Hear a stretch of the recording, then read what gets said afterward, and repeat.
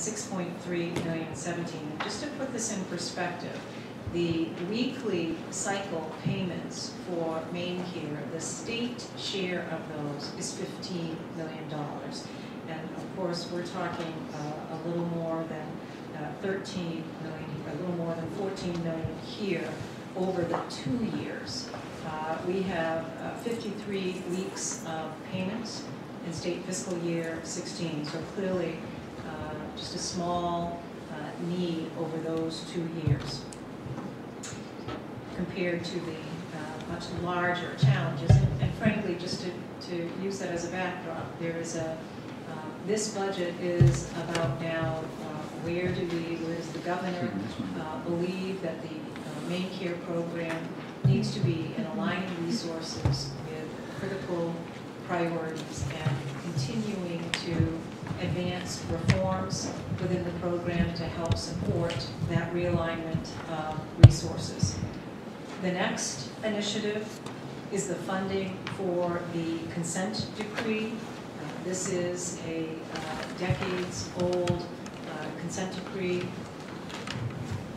The state of Maine has failed to appropriately meet its obligations in providing community-based mental health services and supports. And this is funding that we believe is critical to continuing to support access, timely access to critical mental health services and supports, community integration services. So $5.7 million in each year of the biennium over the last many years. We have put forward, starting with the governor's first budget, of fully funding this request. There have been varying amounts each year, but they've been one-time funding. This would seek to permanently put into the baseline this level of funding. Similarly, again, within the consent decree, adding additional funds for class members for the Bridging Rental Assistance Program. There's already funds that were adopted in state fiscal year 12 that are part of the baseline. This is adding to those funds within the baseline of $1.2 million each year.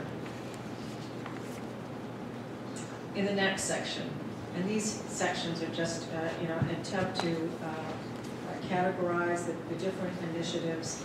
The next, as I mentioned before, the loss of federal funds to support health homes. Maine, through the Affordable Care Act, benefited with a 90-10 match to support an enhanced payment to primary care practices participating in the health homes model. That 9-10 funding was temporary. It was 2 years from the time a state implemented the health homes model. So these funding requests are based upon those funds expiring, the federal funds expiring, both for, as Stephanie mentioned, the stage A health homes that have been in place longer. Those are expiring in January. And then the stage B for the behavioral health homes. So $5.6 million in state fiscal year 16 and $7.8 million in state fiscal year 17. This was also, and we can get into the detail, and as we provide the background fact sheets, trying to anticipate any growth in the number of practices that are interested in participating in either of those models, either stage A or stage B. Second, this initiative is to maintain the increased rate of reimbursement for primary care physicians under the Affordable Care Act. The federal government paid 100% of the cost of increasing reimbursement rates from the Medicaid reimbursement rate to the Medicare reimbursement rate. That also was temporary and expired December 31st, this past December 31st, 2014. All of what we described today and our efforts to improve health outcomes, to better manage care, is dependent on a strong safety net of primary care providers. We know that there are physicians who've had to close their practice to Maine Care patients or have greatly limited the number of Maine Care patients that they can care for because of the poor reimbursement rates. This also reflects, by the way, this is connected to another initiative related to the reduction in reimbursement for hospital-based physicians, the parity initiative. And I just want to try to explain what we're doing here. So as hospitals have been cost-based reimbursed for their physician practices, they were ineligible for the increase in the primary care reimbursement rate. So as you act on the other initiative to eliminate their cost-based reimbursement and the parity, they would now be eligible, as they should in a parity effort, to have the increased primary care physician reimbursement rate at 100% of the Medicare rates. Am I pausing for questions or just, because I can move. Thank you, Mr. Chair. What is the, what does it revert to if it wasn't 100% that's expired? So it would return back to 70% of the Medicare's, its 2009 fee schedule. And we put a lot of work into these fact sheets, trying to provide you with a comparison between the rates of reimbursement that were being paid and are being paid now under 100%. So we'll have that information for you as well. The next are two initiatives related to nursing facilities. I'm going to do the second one first. So last year, the legislature adopted LD 1776, which included increased funding through a rebasing to reflect more current costs of nursing homes as part of their reimbursement, and to establish an annual COLA. The funds that were provided in support of that legislation were temporary one-time funds. They were not part of the baseline budget for the department. So this initiative is intending to sustain the reimbursement rate for nursing facilities based on that legislation that was adopted by the legislature, LD 1776. So this is $9.7 million in state fiscal year 16 and $12.2 million in state fiscal year 17, which would incorporate the COLA. The previous initiative, as we've looked at challenges of rural nursing facilities, this is a model that a lot of work has also gone into in designing a formula and designing a model, and we can provide more of the data analysis in the background. But this is to create a remote access nursing facility grant program beginning in state fiscal year 17, $2.2 million. This is 100% state funded based upon the criteria for identifying the eligible nursing facilities. There were concerns about the inability to leverage a federal Medicaid match for this type of initiative. So we can go into more detail about that, but that is the general background. The wait list that we discussed earlier, the first initiative is the Section 21 wait list for home and community-based services. This is we described as the comprehensive waiver. These are the individuals on average at $100,000 per person annually. The cost for paying state general fund costs for addressing those wait lists in state fiscal year 16, we are requesting $18.3 million, and in state fiscal year 17, $22.7 million. The reason for the differences, and especially as you go back and you take a look at the wait list document, the $18.3 million, it takes time to transition people off of the wait list as parents or consumers begin to explore their options with providers. So we are anticipating somewhat of a lag between the time the budget was adopted and people beginning to transition off.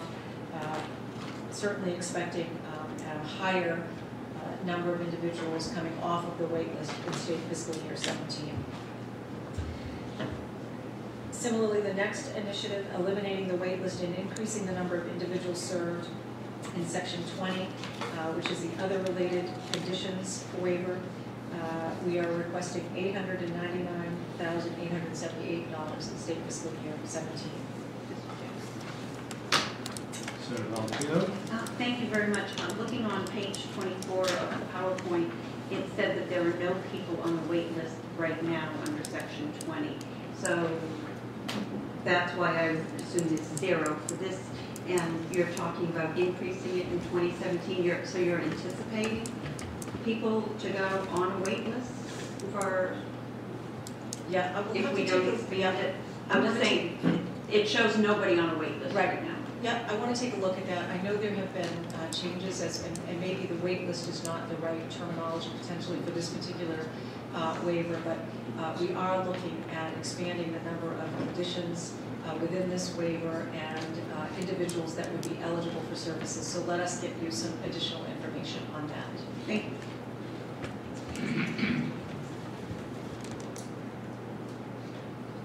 The next, the legislature helped to create the brain injury waiver. And as we look to fund those services, we are requesting $866,000, $773 in state fiscal year 16, and $1.7 million in state fiscal year 17. And again, that is as individuals are moving into the waiver. Many of you may recall challenges with a New Hampshire facility that today is providing services to a number of our brain injured consumers. Before the issues were identified by the state of New Hampshire, we already had a plan to begin moving those consumers back to Maine, and this is certainly reflected in some of these requests. The last is eliminating the wait list of Section 19 for the physically disabled and elderly and adults with disabilities waiver, $960,000 in state fiscal year 16 and $941,000 in state fiscal year 17. Senator Valentino. Thank you very much. And just to follow up on that, also on page 24, it does show 0 on the wait list on section 19. So maybe when you come back to us, it could be for that entire section on why you're asking for the additional funds when we get to them. Absolutely. And Representative Jorgensen. Thank you, Mr. Chair. And I just wanted to know, also on the waitlist question, I thought last year we took a pretty good chunk, or almost all, of Section 29 waitlist off the books. We did. So that's why it's not included in the legislative initiative. But it looks like it still says, is this because it's an old data that it still shows a substantial waitlist on that? Yeah, I want to take another look at that document based on the point in time that it was, the snapshot that it reflected. And we'll take a look at that, both in terms of the questions that have been raised by Senator Valentino and the concern around Section 29. Thank you very much.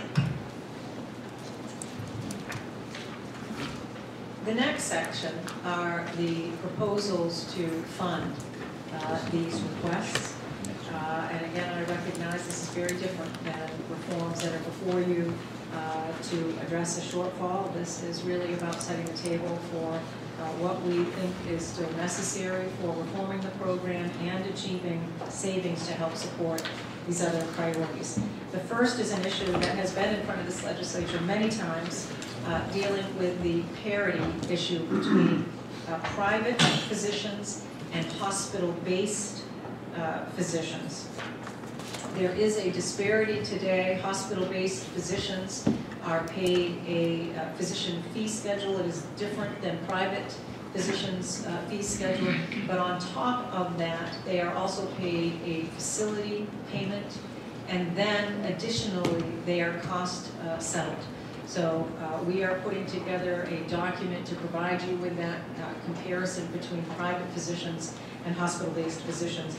This initiative proposes to both eliminate the facility fee, but also to increase their fee schedule, because the physician fee schedule between hospital-based physicians and private physicians, the private physician fee schedule is slightly higher because it is intended to incorporate any overhead costs in their fee schedule, so it would increase the hospital physicians to that of the private physician fee schedule, eliminate the facility fee, and eliminate the cost settlement. The cost settlement, because it is a future liability, does not provide any immediate savings to the budget, but is important to achieving the parity because it is a future settlement debt if we do not eliminate the cost settlement provision. Similarly, the next initiative is consistent with that. Today, community-based behavioral health providers that are not affiliated with hospitals or are not hospital provider-based have to bill under Section 65 of the Maine Care policies. If it is a behavioral health practice that is designated as provider-based with a hospital, they're billing as an outpatient, hospital outpatient reimbursement. This would eliminate that and require that all these services be billed under Section 65 for savings of $824,000 in 16 and $819,000 in state fiscal year 17. Critical access hospitals. The critical access hospital program was created by Medicare as part of the Balanced Budget Act in 1999. Medicare reimburses critical access hospitals at 101% of costs. The Medicaid program followed suit in creating a Medicaid reimbursement for critical access hospitals. Today, critical access hospitals in Maine are reimbursed at 109% of costs. This proposal would return them to 101% of costs for savings of $2.5 million in 16 and $2.5 million in 17. These next two initiatives are based upon a review of the current costs associated with providing these services. The first is reducing the reimbursement rate for medication management services under Section 65, and that would generate savings of $3.2 million in state fiscal year 16 and $3.1 million in state fiscal year 17. Stephanie, do you want to comment briefly on that one in terms of the way in which that reimbursement rate is being reduced? Because it's based upon the individuals no longer differentiating based upon the type of individual delivering the service and focus more on the service itself. Correct, Commissioner, and the analysis that was done regarding this initiative focused on under Section 65 of the Maine Care Benefits Manual, there is a provision of service for a registered nurse and for a physician. And what we looked at was alignment of reimbursement rates across other sections of policy. So, for example, aligning the physician rate under Section 65 for medication management with the rate that would be paid under Section 90, which is the physician policy of the Maine Care Benefits Manual. So really this was focused on making sure that when we had the same clinician, that they're being reimbursed the same rate, irrespective of the section of policy for providing the same type of service. So for example, if it's an office visit and a physician is receiving $24 for that office visit for the 15-minute, under Section 65, they were previously, prior to this initiative being proposed, receiving $55 for the same service delivered. So it's aligning that reimbursement across provider types. The next initiative is reducing the rate of reimbursement for day treatment, home and community treatment under Section 65 and community wraparound under Section 28. We have looked at Maine's rate of reimbursement compared to other states with similar services, and this is proposing a 10% rate reduction, which we believe is more consistent with still higher than what we have evaluated for the cost of delivering the service. This would provide savings of $5.3 million, nearly $5.4 million in 16, $5.36 million in state fiscal year 17. The next initiative is to eliminate Medicaid reimbursement for methadone clinics, savings of $726,000 in state fiscal year 16 and $867,000 in state fiscal year 17. That is substantially less, by the way, than the methadone the reimbursement today, the expenditures today within the Medicaid program, but we are anticipating the use of Suboxone in the primary care practice for those who today are receiving methadone. And question, Representative Team. Thank you for that last comment, Commissioner, but I just want to make sure I understand it. So I did read the other day that part of the department's intent in this initiative is to transfer more people to Suboxone. So this number includes an increase in the Suboxone treatment, is netting out the Well, right, so the cost. expenditures that we've been incurring in methadone will obviously then pay for and support the Suboxone. Okay. So the elimination of methadone, from a budgetary perspective, it reflects that there will be an increase in the Correct. Suboxone. Correct. And the intent here is to continue to support the desire for a more integrated approach to physical and behavioral health and support the delivery of this service in that integrated setting. Thank you. Stephanie, can you want to chime in on the next one for me? The state funded the RAC 53 changes, please. Thank you, Commissioner. And for those long-term legislators, RAC 53 or the state-funded long-term care program, we have been talking about this for a number of years, and we are proposing to make some changes in this program. Currently, there is a very high or no federal poverty limit attributed to this program, and what we are proposing to do is bring this in line and add a federal poverty limit test to access this eligibility grouping. And we absolutely can get more information specifically around what RAC 53 or what state-funded long-term care means, as well as what the budget proposal will be focused on within our factions. The next. And a question. Yeah. Question from Could you Representative. define long-term care program? So these are individuals in a spend down. So as they're becoming eligible, so they're not eligible for Medicaid, and until they're eligible for Medicaid, the state is paying for their care. And today there is no, I don't believe there's any federal poverty limit. So we are recommending establishment of a federal poverty limit for this program that is 100% state funded. I think, Representative, what you're asking, these are individuals in the private non-medical institutions. So these are individuals in PNMIs. Is that what you were asking? Right. What is state long-term care? These are mostly individuals in PNMIs. And who will fund it? And this proposal is recommending to grandfather those who are currently in the program,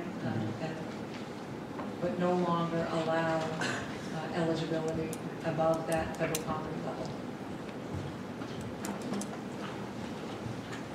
The next initiative pertains to reimbursement, Medicaid reimbursement for non-emergent emergency department visits.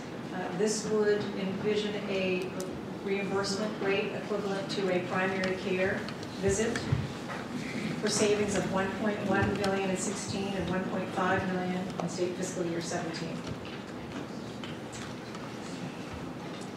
The proposal around disability determinations. The federal requirement for disability determinations is 90 days. Maine, as a result of a consent decree dating back to the 70s, Polk versus Longley, has been under a 45-day requirement. When we are unable to achieve that within 45 days, the state is paying 100% of the costs. We are proposing to return Maine back to the 90-day requirement.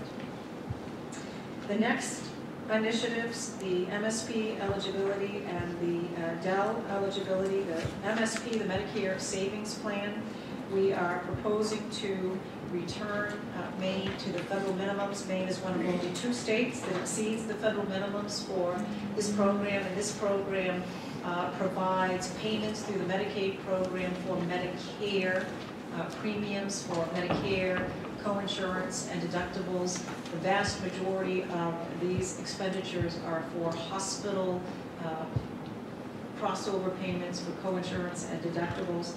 This would achieve savings of $20.2 million in state fiscal year 16 and $24.1 million in state fiscal year 17.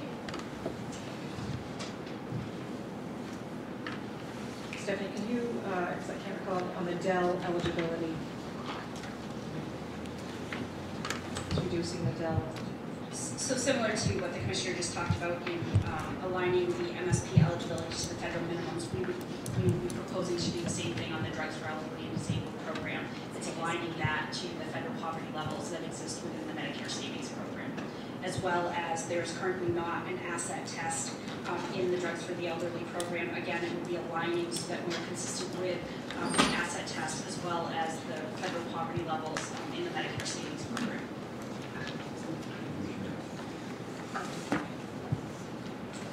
On the next page is the proposal that we discussed earlier relating to the Fund for a Healthy Maine.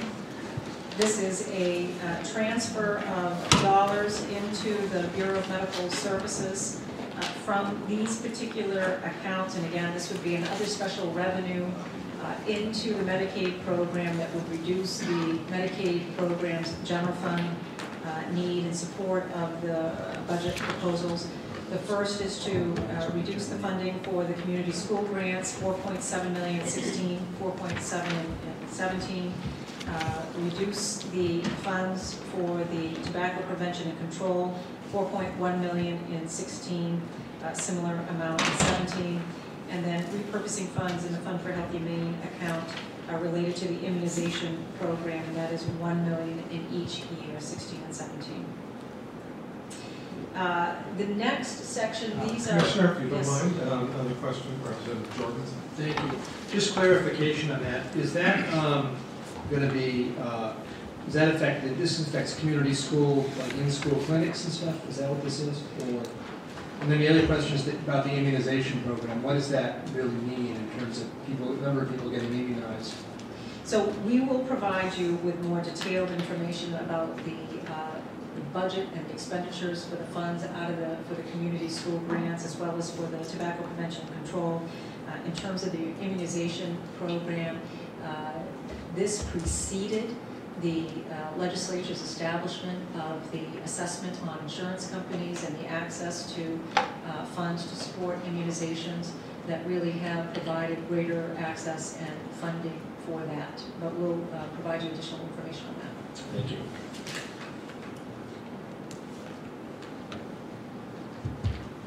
The next initiative, eliminating TANF, SNAP, and state supplemental benefits for legal non-citizens.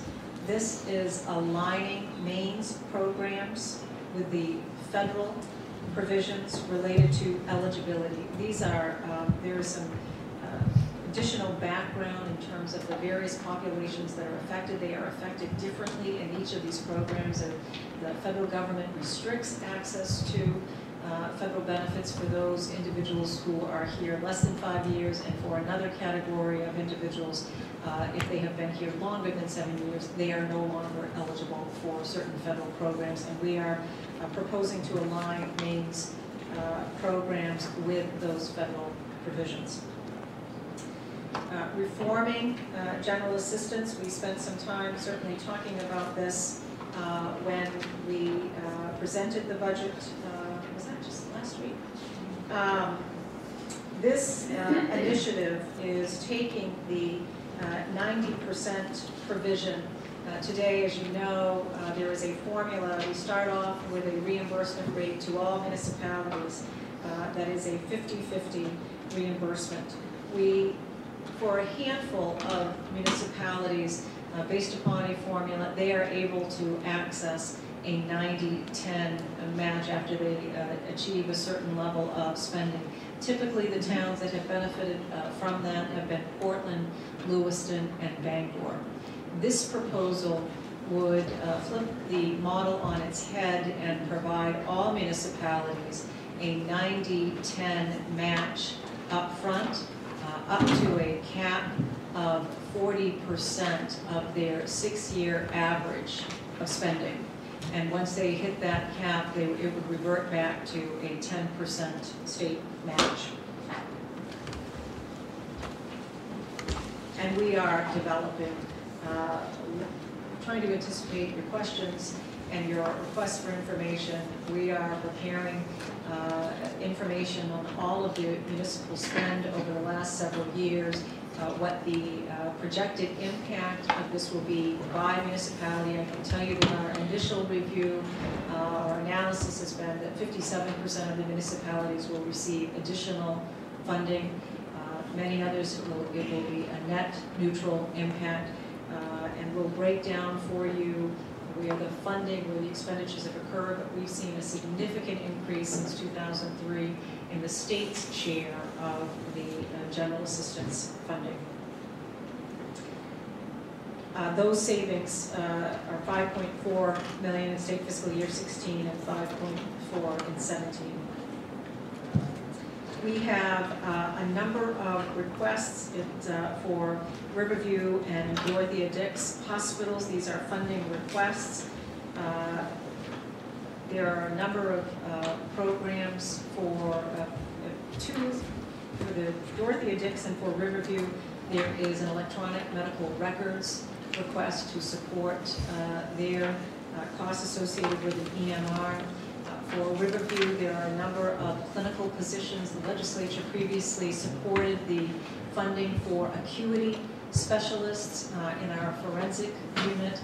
We are asking for additional funds to expand those acuity specialists. That has been a significant benefit to the hospital in our focus on our recovery-oriented approach to care, our patient-focused model of care. The acuity specialists have had a great impact on reducing emergency psych, reducing the use of seclusion and restraint by being able to anticipate where individuals may be experiencing levels of anxiety and being able to intervene with early intervention strategies.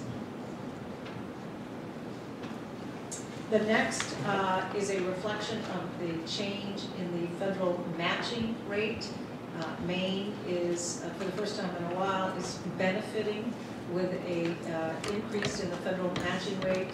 This is based upon a state's per capita income. There is a slight lag in the data. I can't recall if it's a 2 or 3 year lag, but for this, for these upcoming fiscal years, Maine will see an increase in the federal match, which is why there is a reduction here in the state general fund need based upon that increased federal funding.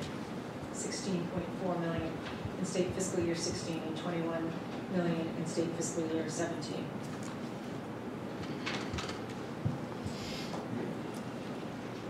The next initiative within the Office of Child and Family Services is to truly account for the personnel costs in supporting the Office of Child and Family Services, which is requesting a $4.4 million in state fiscal year 16 and $4.5 million in state fiscal year 17. The next pertains to an array of changes that you will see throughout the budget that is changing our funding splits between our state and federal sources of funds to account for the actual job being performed by the employee, producing a savings of $125,000 in 16 and $175,000 in 17. We have a question from Representative Gattini. Thank you. Commissioner, going back to Riverview for a second, and I know we're going to hear from our master a little bit, I think.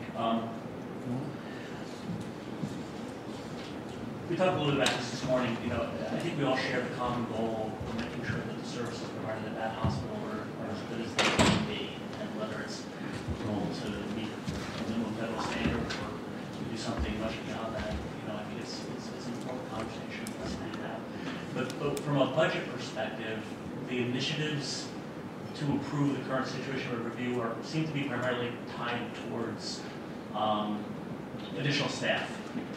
But it seems to be based on things that perhaps you say in the past and conversation I've had with the superintendent there, that I mean, there must be more to what you're trying to do there than simply adding acuity specialists. I mean, there seems to be a bigger conversation and a bigger vision about how we provide forensic care to people in Maine. So as we talk about this in the budget perspective, can we talk about it in terms of that bigger vision and the fact sheet that I presume you're going to put together for us for review? Does it include more than simply adding the acuity?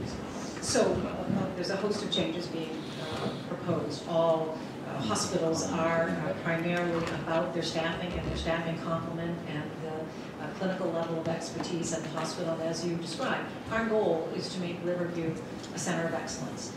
There are a host of issues that we need to discuss about what has occurred. As you know, we disagreed with the CMS decision to terminate our certification. We are still in a legal proceeding over that decision.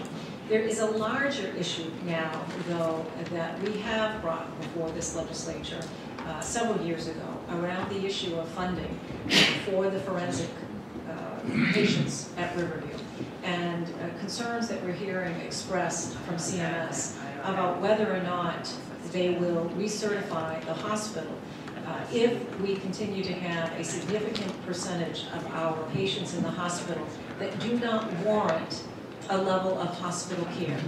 And that is a significant challenge for Riverview. As you know, we have dual functions here, providing for civil patients as well as for forensic. These forensic individuals are there as a result of a court order that may not be, once their condition has been stabilized, they no longer meet that threshold of requiring a hospital level of care. That is creating a larger discussion that we need to have about Riverview's certification, the funding for Riverview, and whether or not we need to be looking at a broader proposal for how we meet the needs of our forensic patients. And I think that ties to why I can't ask the question, because from a funding perspective, what I'm seeing here is additional staff at Riverview. But in terms of implementing that vision that you just laid forward and dealing with